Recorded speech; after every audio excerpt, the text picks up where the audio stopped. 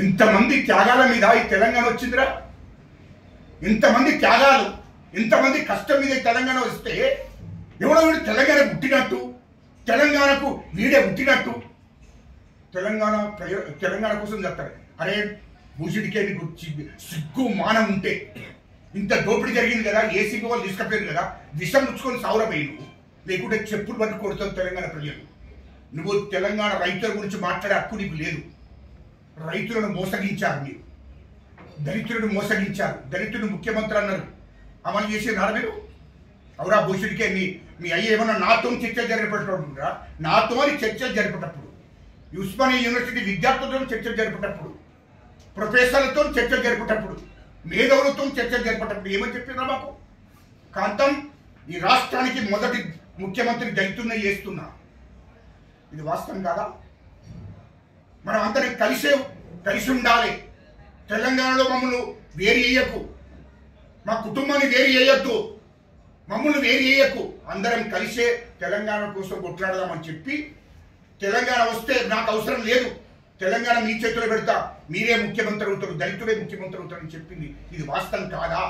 అవన్నీ మర్చిపోయి తెలంగాణ ప్రజలను మోసం చేసి, తెలంగాణ దళితులను మోసం చేసి, తెలంగాణ బీసీ బంద్ అని పెట్టారు. బీసీలను మోసం చేసింది వాస్తవం కదా? అరే నువ్వు బీసీ బంద్ అన్నావా లేదా? మరి బీసీ బంద్ ఏమైందిరా? బీసీ బంద్ ఇచ్చినవా? దళిత బంద్ అన్నావు, దళిత బంద్ ఇచ్చినవా? దళితులకు 3 ఎకరాల భూమి అన్నావు, 3 ఎకరాల భూమి ఇచ్చినవా? ఉద్యోగాలు తెలంగాణ రాష్ట్రం రాగానే, మన ప్రభుత్వం ఏర్పడగానే ఉద్యోగాలు ఇస్తున్నారు. ఇంటికో ఉద్యోగాలు ఇచ్చిన కాంగ్రెస్ పార్టీనే, కాంగ్రెస్ ప్రభుత్వాన్ని విమర్శిస్తున్నారు. మా ముఖ్యమంత్రి గారిని రేవంత్ రెడ్డి గారిని వాడు ఇష్టం వచ్చినట్టు మాట్లాడితే నాకే కోసేస్తాం నా కొడుక కేటీఆర్. తమాషలుట వేస్తే నీ ఇల్లును ముట్టడిచ్చి నిన్ను ఫస్ట్ ఈ చట్టం కాదు, నిన్ను తెలంగాణ ప్రజలతోనే ఇక్కడి నుంచి ఉరికిపిచ్చి ఏర్పాటు చేపిస్తాను. నా కొడుక నువ్వేమనుకుంటే తమాషలుట వేస్తున్నావా? మా ముఖ్యమంత్రి గారిని వాడు వీడని మాట్లాడు. భూషుడికే నీకు అర్హత ఉందా? ముఖ్యమంత్రి నీతిగా నిజాయితీగా కడుపు కట్టుకొని ఇంట్లో నుండి ఆయన ప్రయాణం చేసి పరిపాలన చేస్తున్నాడు. ఇయలో సచివాలయం కట్టారు, దాంట్లో 100 కోట్లు దోషేశారు.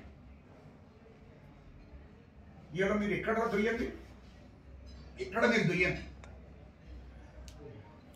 అంటే రాష్ట్రంలో అన్ని జిల్లాల కలెక్టరేట్లు కట్టారు, అండ్ల కమిషన్, మొత్తం రాష్ట్రం మొత్తం అన్ని శాఖలలో మీరు దోపిడీ జరిగింది. ఇది వాస్తవం.